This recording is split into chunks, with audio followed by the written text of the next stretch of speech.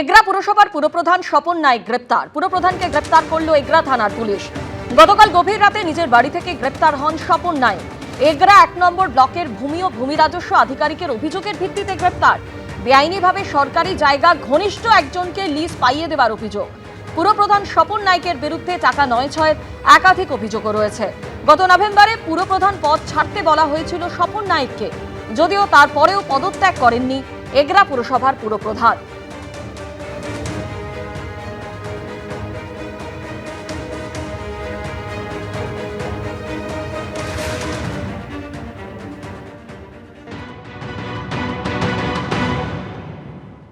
ও দুর্নীতি তৃণমূল যাদেরকে পার্টি থেকে তাড়ায় তাদের গায়ে দুর্নীতি পুলিশকে ব্যবহার করা।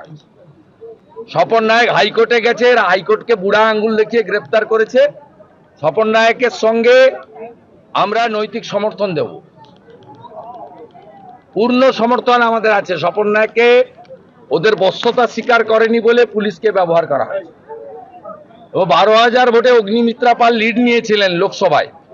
আমরা এবারে 30,000 ভোটে জিতবো, আপনি লিখে রাখুন। দুর্নীতিগ্রস্ত পুরপ্রধান বিজেপির সঙ্গে হাত মিলিয়ে পদে টিকেছিলেন, ব্যবস্থা নিয়ে ঠিক করেছে পুলিশ। প্রতিক্রিয়া তৃণমূলের সাংগঠনিক জেলা সভাপতি পীযূষ কান্তি পণ্ডার।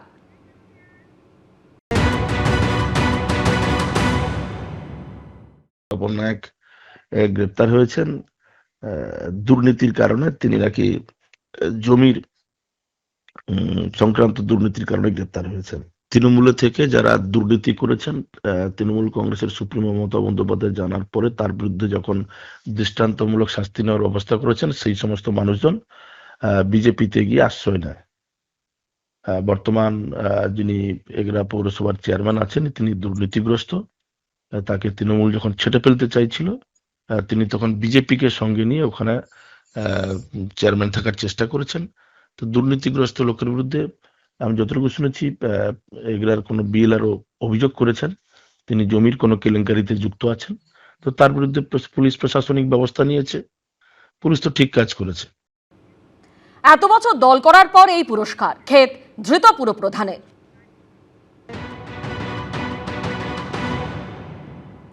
দুঃখের বিষয়, 55 বছর দল করলাম, তার উপহারটাই পেলাম, আর কিছু বলার নেই। তারপরে অনাস্থা ভোট হয়েছিল, অনাস্থা ভোটে আমি জিতেছিলাম। যেদিন অনাস্থা ভোটে জিতলাম সেই দিনে এই কেসটা আমার এগেন্সটে করা হয়। ভোটের পশ্চিমবঙ্গে ভূতেদের র্যাম্পওয়াক আর সেই টানটান নাটকের সাক্ষী রইল শুক্রবার অভিষেক বন্দ্যোপাধ্যায়ের বারুইপুরের সভামঞ্চ। অভিষেক বন্দ্যোপাধ্যায় দাবি করেন এই 3 জনকে খসড়া তালিকায় মৃত বলে ঘোষণা করেছে নির্বাচন কমিশন। সূত্রের খবর, অভিষেক বন্দ্যোপাধ্যায় যে অভিযোগ করেছেন তা নিয়ে এদিন সংশ্লিষ্ট জেলা নির্বাচনী আধিকারিকের থেকে রিপোর্ট চেয়েছে সিইও দফতর। এখানে আমি একা আছি, আমার পাশে 2 জন ভদ্রলোক, একজন ভদ্রমহিলা আছে। এই 3 জনকে দেখে কি মনে হচ্ছে আপনার? আসুন আমার সাথে আসুন। এই 3 জনকে দেখে কি মনে হচ্ছে আপনাদের? র্যাম্পওয়াক নতুন নয়, তবে ভোটের পশ্চিমবঙ্গে ভূতেদের র্যাম্পওয়াক নিঃসন্দেহে নজর কাড়া। আর সেই টানটান নাটকের সাক্ষী রইল শুক্রবার অভিষেক বন্দ্যোপাধ্যায়ের বারুইপুরের সভামঞ্চ।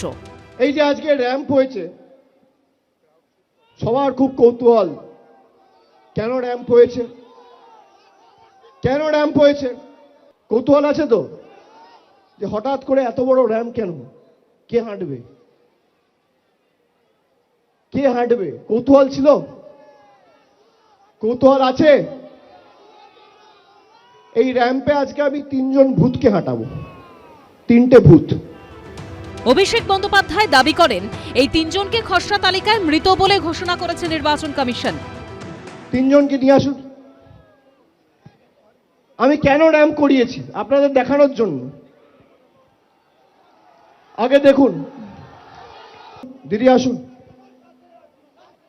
এখানে 2 জন ভদ্রলোক আছে, একজন ভদ্রমহিলা আছে, সবাই দেখতে পাচ্ছেন? দাদা এদিকে একটু দেখান, দেখতে পাচ্ছেন? দেখতে পাচ্ছেন সবাই? তাঁরা এলেন, হাত নাড়লেন, নিজেদের নাম বললেন। আপনার নাম কি বলুন? মনিরুল ইসলাম মোল্লা। আপনার নাম কি দাদা? হরে কৃষ্ণ গিরি। আপনার নাম কি বৌদি? মিসেস মায়া দাস। আপনারা দেখতে পাচ্ছেন? এদিকে যারা আছে, এদিকে যারা আছে, এদিকে যারা আছে, সংবাদ মাধ্যমের বন্ধুরা সবাই দেখতে পাচ্ছেন? এখানে আমি একা আছি, আমার পাশে দুজন ভদ্রলোক, একজন ভদ্রমহিলা আছে। এই র্যাম্পের মাধ্যমে মূল যে মঞ্চ থেকে অভিষেক বন্দ্যোপাধ্যায় কর্মী সমর্থকদের আরো কাছে পৌঁছে গিয়েছেন, তাদের মুখের সামনে, তাদের অভিব্যক্তির সামনে নিজের বক্তব্য রেখেছেন। আরো তাৎপর্যপূর্ণ, আরো চমক, অভিষেক বন্দ্যোপাধ্যায় এই র্যাম্পে দাঁড়িয়েই 3 জন ভূতকে আবিষ্কার করলেন এবং হাজির করলেন, পরিচয় করিয়ে দিলেন সাধারণ মানুষের সঙ্গে। নির্বাচন কমিশনের খাতায় যারা মৃত, অভিষেক বন্দ্যোপাধ্যায় সেই 3 জন জীবিতকে হাজির করলেন এই র্যাম্পে। আজকে ভোট প্রচারে অভিষেক বন্দ্যোপাধ্যায়ের শুরুর দিনে সেই র্যাম্প সংস্কৃতি নজর কাড়ে। অভিষেক বন্দ্যোপাধ্যায় হাঁটলেন আগে আগে, তাঁরা হাঁটলেন পিছনে পিছনে। এই 3 জনকে দেখে কি মনে হচ্ছে আপনার? আসুন আমার সাথে আসুন। এই 3 জনকে দেখে কি মনে হচ্ছে আপনাদের? কি মনে হচ্ছে? কি মনে হচ্ছে? ঠিক মনে হচ্ছে? এই দুজন ভদ্রলোক দিয়ে দেখছেন, দুজনের বাড়ি হচ্ছে মেটিয়াবুরুজ বিধানসভা, আর বৌদির বাড়ি হচ্ছে কাকদ্বীপ বিধানসভা। দেখতে পাচ্ছেন? কি আমি একা দেখছেন না 4 জন দেখছেন? কজন দেখছেন? কজন? এরপরই নির্বাচন কমিশনকে তীব্র নিশানা করেন অভিষেক বন্দ্যোপাধ্যায়। এবার শুনুন, ইলেকশন কমিশন এদের দেখতে পাচ্ছেন না, এদের মৃত ঘোষণা করে দিয়েছে। এই জন্য আমি র্যাম্প মানিয়েছি। আর এরকম 3-4টে কেস না, খালি দক্ষিণ 24 পরগনা জেলায় 24 জন রয়েছে যারা জীবন্ত বহাল তবিয়তে রয়েছে, কিন্তু এদের দেখিয়ে দিয়েছে মারা গেছে। কোনোদিন মৃত ব্যক্তিদের র্যাম্পে হাঁটতে দেখেছেন? দেখেছেন? দেখেছেন? এই কারণ আমি তৈরি করেছি যে এদের কি চক্রান্ত, বাংলার মানুষ যাতে ভোটাধিকার প্রয়োগ না করতে পারে, এদেরকে মৃত দেখিয়ে দেওয়া হয়েছে। এখন এটা র্যাম্প পার্টি হয়ে গেছে, আর তৃণমূল নেই। এত কিছু, তারা এত পয়সা, এত 2 নম্বরই পয়সা, সেসবের মাধ্যমে তাদের র্যাম্প তৈরি করে র্যাম্পে হাঁটানো চলছে, প্রার্থীদেরও র্যাম্পে হাঁটানো চলছে। কাজের কাজ তো কিছু নেই। এরা বলেছিল SIR এ নাকি বিভিন্ন মানে লক্ষ লক্ষ নাকি হাজার হাজার নাকি ভোটার মানে ভোটের নাম তাদের বাদ গেছে। কজন দেখাতে পেরেছেন? মাত্র 3 জন। 3 জনকে দেখিয়ে এমন একটা ভাব করছে যেন 30,000 লোকের নাম বাদ গেছে।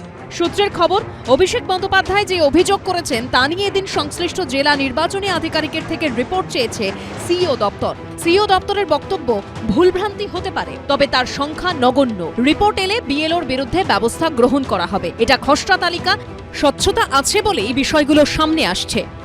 কৃষ্ণেন্দু অধিকারী ও শিবাশিস মৌলিকের রিপোর্ট, এবিপি আনন্দ। এবিপি আনন্দ, এগিয়ে থাকে, এগিয়ে রাখে।